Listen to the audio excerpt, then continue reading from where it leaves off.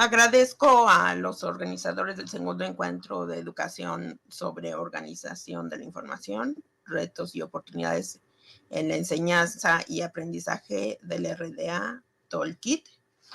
Me da mucho gusto también ver muchas caras conocidas y saludos a la distancia y a todas las personas que vi correos de Perú, Brasil, Colombia, Costa Rica, España, y saludos a todos desde la Ciudad de México. Bueno, soy profesora de tiempo completo de la Escuela Nacional de Biblioteconomía y Archivonomía. En esta ocasión, afortunadamente tuve el placer de preparar la ponencia a través de la colaboración del maestro Jorge Valencia Alonso, quien también es profesor de tiempo completo en la Escuela Nacional de Biblioteconomía, que ahora pertenecemos al Instituto Politécnico Nacional. Y él es jefe del departamento, quien dirige la licenciatura en biblioteconomía. Bueno, el modelo de referencia bibliotecaria de IFLA, este modelo conceptual, publicado en 2017, se conoce por sus siglas en inglés, tradicionalmente IFLA LRM, que es las siglas de su referencia al título en inglés. Este modelo conceptual se planteó para preparar las reglas de catalogación, así como la implementación de los sistemas de carácter bibliográfico. Para elaborar el modelo, se revisaron previamente los 3 modelos anteriores que se habían publicado. El FRBR de entidades bibliográficas, el de datos de autoridad y el de datos de autoridad de materia. Sin embargo, en este modelo siguen siendo la obra, la expresión, la manifestación y el ítem las relaciones estructurales centrales de este modelo. Además de revisar los 3 modelos ya mencionados, FRBR, FRAD y FRASAD, se requirió revisar las tareas del usuario. ¿Por qué razón? Porque la tecnología va avanzando y van cambiando las funciones o las tareas que realiza el usuario frente al catálogo, datos bibliográficos y de autoridad. Recordemos que la catalogación actual se basa en los objetivos del catálogo, pero planteados desde Charles Amikuter. Sorprende que en una de las publicaciones citadas por Kuter en su prefacio, aunque la primera edición se publicó en 1876, sorprende el que en una literatura de la que ya se hacía mención, que se abordaba constantemente la temática del catálogo, se revisó un informe de 1863, en donde ya se mencionaba al catálogo como un nuevo catálogo. Si a los alumnos les sorprende la descripción del catálogo, de cómo lo hacemos en fichas de 7.5 por 12.5, o cuando uno les presenta el catálogo en microfichas, los alumnos se sorprenden de que no logran conceptualizar las formas en que el catálogo se presentaba. Y por supuesto, este catálogo de fichas de cartulina ya las vemos como piezas de museo. Algunas bibliotecas no han tirado esos catálogos o no los han retirado de sus instalaciones porque siguen todavía de muestras para ver, para las generaciones que ya, de alumnos que tenemos, y la gran mayoría de los alumnos, se puede decir que el 99% de los alumnos nacieron en el presente siglo, cuando uno les refiere conceptos del año pasado y todavía del siglo pasado y del antepasado, pues los alumnos muchos no logran entender de manera completa cómo es que tanto elaborábamos el catálogo de cómo también lo utilizábamos. Más que destacar esta mención del nuevo catálogo, en esta oportunidad vamos a destacar los objetivos que se establecen por Cutter en su primera edición de 1876.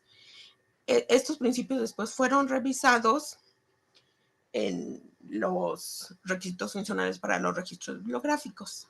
Bárbara Tillet en 2003 mencionaba que las tareas del usuario se estaban modificando con el uso de tecnología.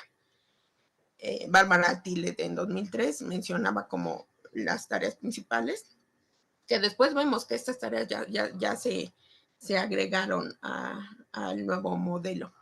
Entonces, ella en 2003 mencionaba encontrar, identificar, seleccionar y obtener como las tareas del usuario. E indicó que debían de agregarse las tareas de relacionar o navegar. Navegar ya la vemos ahorita, pero también se debía de agregar otra tarea que era con el uso del FRBR sobre la gestión de derechos de autor y la preservación de dominios. Desafortunadamente, estas tareas todavía no las vemos reflejadas en los modelos.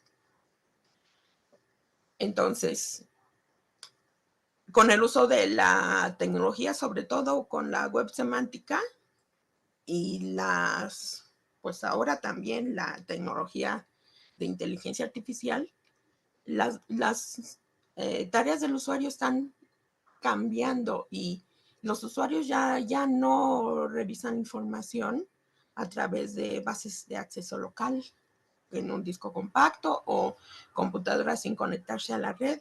Ahora su nueva forma de encontrar los datos es a través de la tecnología que ellos poseen. Regularmente es tecnología en línea o pues habrá algunos casos que seguramente las vinculaciones que hace los descubridores de información nos lleven a ver información virtual.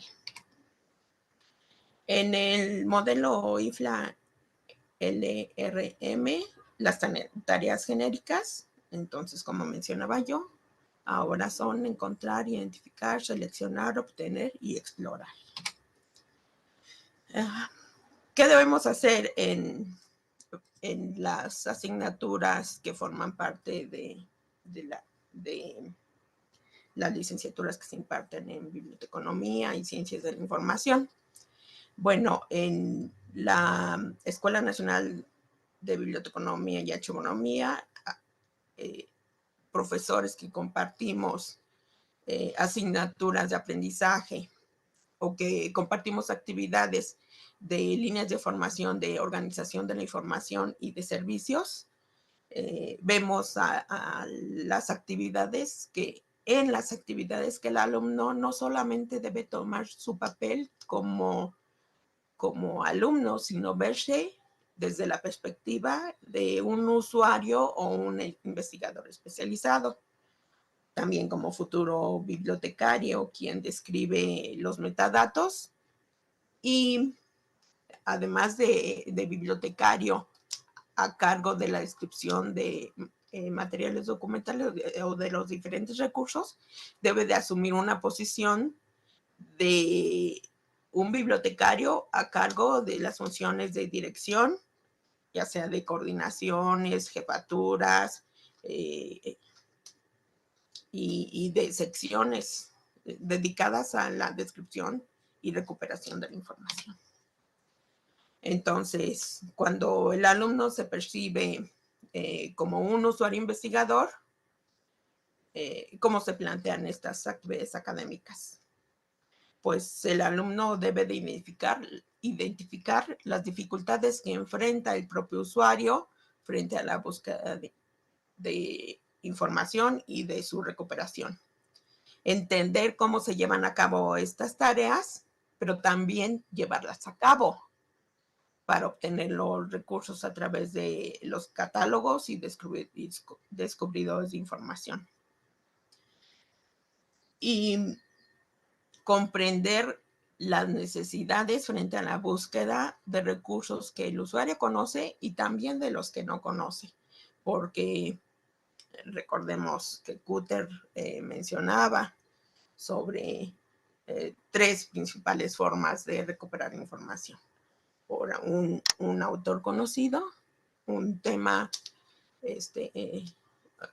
por sus características bibliográficas del material y por temas. Entonces, cuando se recupera regularmente por temas, el usuario no conoce los datos específicos a recuperar. Cuando el bibliotecario asume el papel de catalogador, tiene que interpretar los datos recuperados en los registros.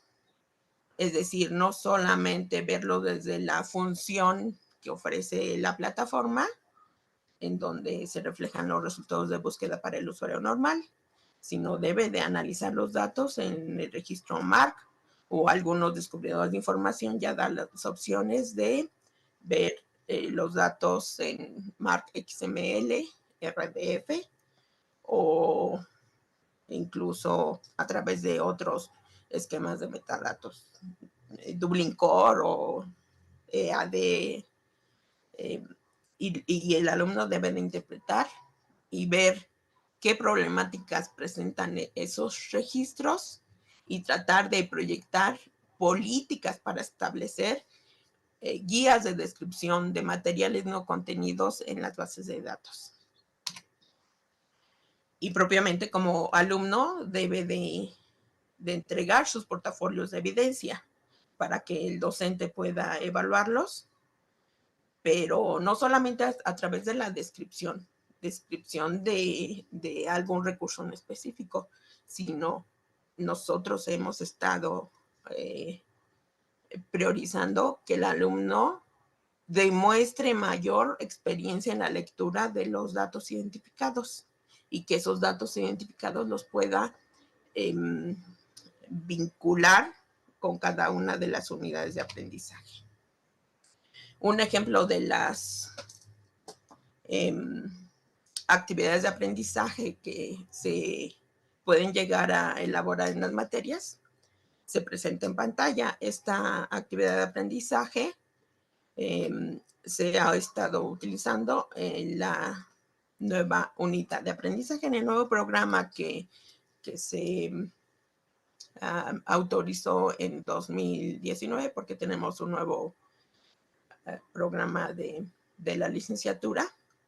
Esta unidad de aprendizaje se llama Entidades de Información Impresa y Digital. Es una asignatura de sexto semestre optativa que se lleva después de las básicas de Introducción a la Organización de la Información, lenguajes documentales, clasificación DOI, clasificación LC y catalogación descriptiva y catalogación de material no libro. Bueno, se lleva a la par con catalogación de materiales no libro, pero es previa a una asignatura de séptimo semestre que es RDA. El ejemplo tiene una lectura con análisis de relaciones entre obras en una perspectiva canadiense sobre recursos continuos. ¿Qué tiene que hacer el alumno? Tiene que hacer un análisis estadístico similar al que hizo el autor, pero con una proporción menor de registros. Cuando el alumno realiza la búsqueda, pues tiene que identificar diversas relaciones que puede tener una obra. ¿Qué relaciones se sugieren utilizar? Pues pueden ser relaciones con obras que han sido, o con otras manifestaciones y otras expresiones de la obra, como en una unidad de aprendizaje es difícil que se tenga una variedad fuerte de manifestaciones y expresiones de una misma obra, se utiliza una base de datos. En este caso, puede ser cualquier base de datos de las que cuentan con muchos registros susceptibles a analizar. Aquí vemos la liga al doctora Monroy. Catálogo General de la Biblioteca y Doctora Hemeroteca Monroy, Nacional de México, en específico tiene 5 de la minutos. Biblioteca Nacional. Pero ¿qué tiene que hacer el alumno? Tiene que identificar claramente los atributos de los recursos de los que va a ser el análisis estadístico, porque en ocasiones eh, los datos que localiza puede llevar los datos de traducción desde una mención de responsabilidad de un autor corporativo, como vemos el caso, o un título propiamente dicho. Doctora Una Monroy, vez tiene 5 recuperados, minutos. 5 sí, minutos. gracias. Gracias.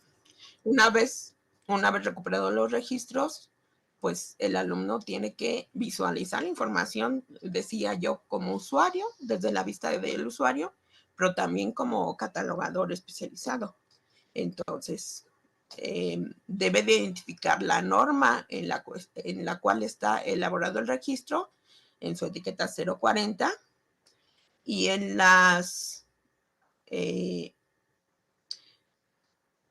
en las entidades persona y entidades corporativas que son responsables del recurso.